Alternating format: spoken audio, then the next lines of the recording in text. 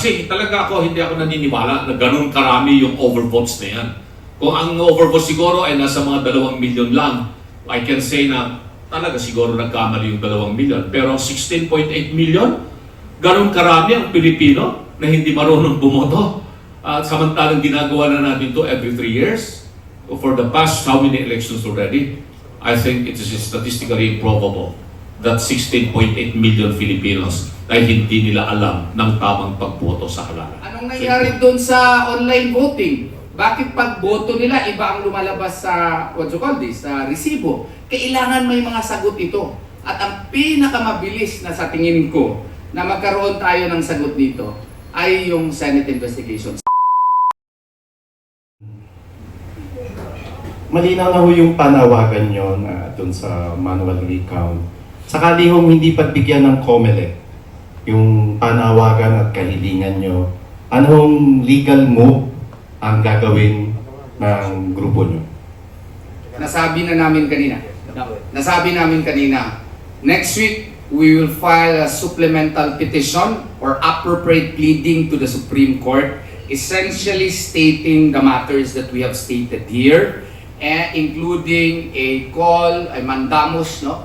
Pareho na i-implement yung Section 31 nga, na mag-conduct ng manual counting, no? I-order yung Commission on Elections to perform its duty under the 1987 Constitution. Kasi nasa batas eh. Hindi po pwede na nasa batas, hindi mo i-implementa. Ang sasabihin nila, since 2010, hindi naman tayo nag-manual counting eh. Nasabi ko na rin, Article 7 of the Civil Code provides that laws are only amended by subsequent laws. And its non-use, non-practice is not an excuse for its non-implementation. Even if there is a custom to the contrary, even if there is a practice to the contrary, it is still the mandate of the COMELEC to implement what should be implemented. And since Section 31 mandates that there should be manual counting, dapat ginawa po nila yun. Okay. Yeah. Sige po. If I may respectfully add, more than what we can do now, I would like to reiterate my earlier call, yung mga natulungan ng malaking bahagi ni Pangulong Duterte sa kanyang pag-endorso, ganun din ni Vice President Inday Sara Duterte. We should need a whole-of-nation approach in really overhauling our election system. At nandyan naman sila sa Senado, at nandyan sila sa Kongreso, at magbabantay naman ang sambayan ng Pilipino on how they will respond dito sa napakalawak na irregularities at anomalya na nasaksihan nating lahat ngayong 2025 midterm election. Kanya, more than the pending case or petition before the Supreme Court, importante yung mga natulungan ng malaking bahagi ng endorsement ni Pangulong Duterte at ni Vice President Inday Sara Duterte. It's time for them to rise to the occasion at talagang suriin ano ba yung kinakailangan gawin in preparation for the presidential election in 2028. So that we have to really start early para hindi na tayo babalik doon sa vicious cycle na kinulang sa oras, kinulang sa panahon. Let's begin early ngayong pagbubukas ng 20th Congress, yung mga senador natin at yung mga kongresista, again, na natulungan ng malaking bahagi ng pag-endorso ni Pangulong Duterte at ni Vice President Inday Sara Duterte, dapat ang mag-champion ng mga panukala na bumalik na tayo, reinforce the existing laws, and really overhaul the electoral system that we're experiencing now, at bumalik tayo sa manual count at the precinct level, at ang automated na lamang ay yung transmission ng resulta mula sa precinct level papunta sa National Board of Canvassers and the COMELEC authorized servers. Nang sa ganon, matuldukan na natin itong ilang dekada at wag sanang maging henerasyon na problema paulit-ulit tuwing eleksyong matatapos. We are always questioning and in doubt as to the integrity and the credibility, the accuracy of the election that the election conducted. Okay. If I may add to what Attorney Torreon and Attorney Rodriguez have said about possible legal remedies that would be available in the event na talagang hindi pakikinggan ng COMELEC ito. No? Kasi sasabihin nila, ano na yan, we are now sitting as a National Board of Canvassers, so all we have to do is just ministerially count itong mga certificate of canvass coming from different provinces and cities all over the country, at saka yung mga different election posts abroad and yung mga districts dito sa Metro Manila. Totoo naman yun, tama yun. No?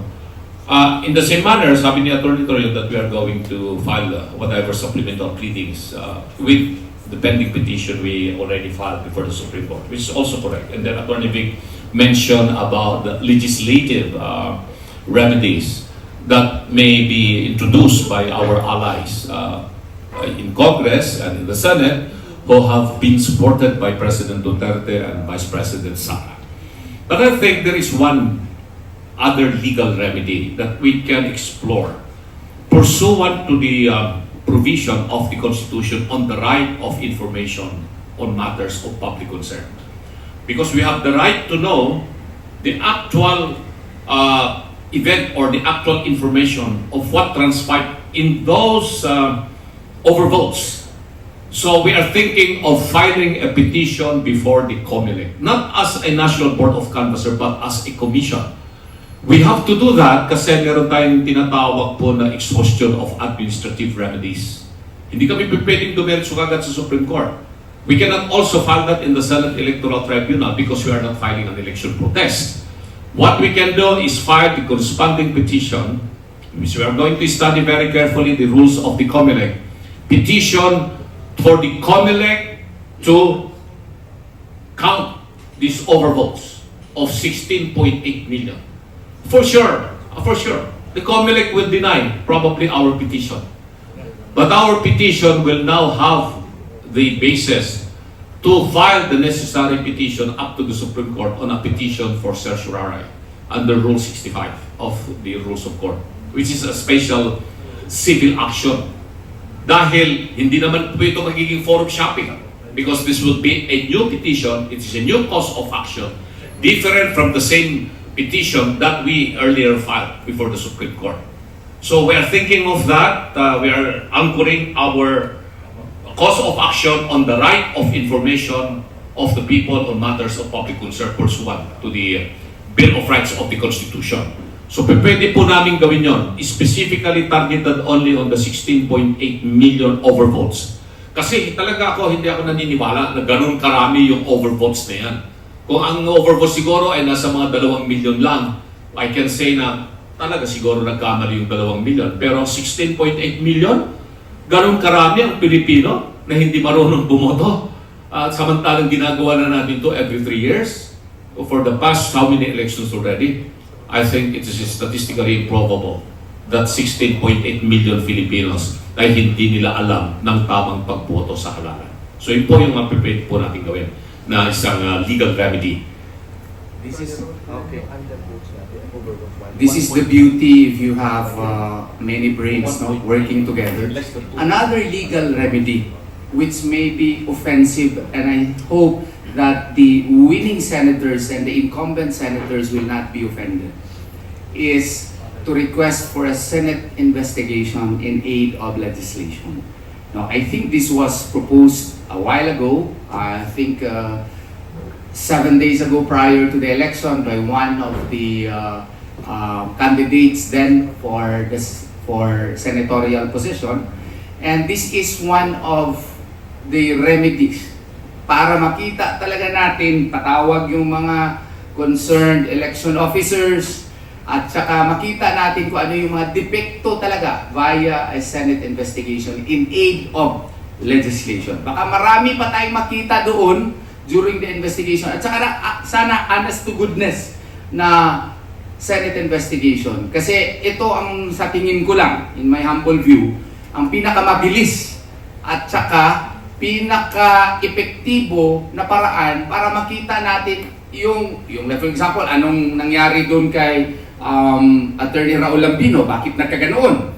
Na yung kanyang boto hindi na-reflect May problema ba talaga sa sistema ng Miro yun? O anong nangyari doon sa online voting? Bakit pag boto nila, iba ang lumalabas sa, what you call this, sa resibo? Kailangan may mga sagot ito. At ang pinakamabilis na sa tingin ko na magkaroon tayo ng sagot dito ay yung Senate investigation. Sana po sa mga senador na iproklama siguro bukas at saka sa mga senador na ngayon ay meron pong hakbang na gawain ito sa pinakamadaling panahon po. Maaaring may magbansag sa amin na sore loser. That is part of the game, no? Pero we do not want to provide them any basis for such an accusation. Yun lang po. They can call us anything. Karapatan nila yan eh. We, as far as last check, we are still in a democracy which guarantees free speech. So, bansagan nila kami. Pero at least, on record, inuulit-ulit po namin. Ang sore loser po means naghahanap pa rin ng posisyon, naghahabol. Hindi po. Ang sore loser, ibig sabihin po, may pinatatanggal. Hindi rin po kami nagpapatanggal ng kahit sinong nanalo. Kami po, prospective na nga ang inahanap namin eh. The prospective application. No? Na simulan nyo na yung pagbibilang. Nakalagay naman sa batas. Bilangin nyo na po yung balota, trabaho po ninyo yan.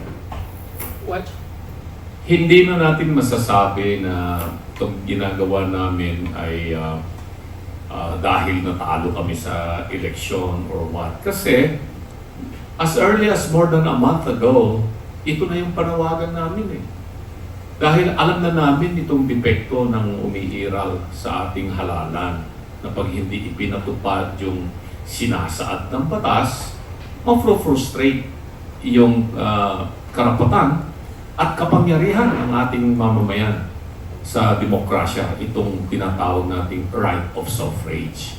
So, sa dami-dami po ng nananawagan sa amin, mananahimik na lang ba kami at i-ignore namin, babaliwalay na lamang ba namin itong panawagan ng milyong-milyong mga supporters at nagsakripisyo sa amin na tingnan naman yung aming sakripisyo sa inyo. Ganun ang panawagan nila eh. Magpunta ka sa lahat ng mga sites na masasabi natin, kahit na kayo ng mga vloggers, iyon din po ang panawagan po nila. Kaya bilang mga abogado, tinitignan namin ano ba ang legal na pamamaraan para matugunan itong panawagan ng ating milyon-milyong mga kababayan dito sa nangyari sa halalan. Kasi ako nga mismo, biktima po ako nitong depektibong teknolohiya na ginamit. Nakita nyo naman po yun. No? Kaya bilang isang may konting kaalaman sa batas, no? Hindi namin nga sinasabi, walang nag-claim sa amin dito. Kaya kung nag-claim kami ng posisyon, election protest yung aming isasampa. Pero hindi po kami sasampa ng election protest. Hindi naman kami humihingi ng suspension of the proclamation of winners na gagawin po yan ng COMELEC bukas. Pagkatapos po nilang makanvas, ewan ko kung abunin pa nila yung 100% na canvas. Pero if they have already canvassed so many certificates, pwede sila mag-proclaim pag makikita naman na hindi na mamimiligro, magbabago ang resulta. Ang ginagawa lang po namin dito ay yung tama na implementasyon ng batas at yung karapatan nating malaman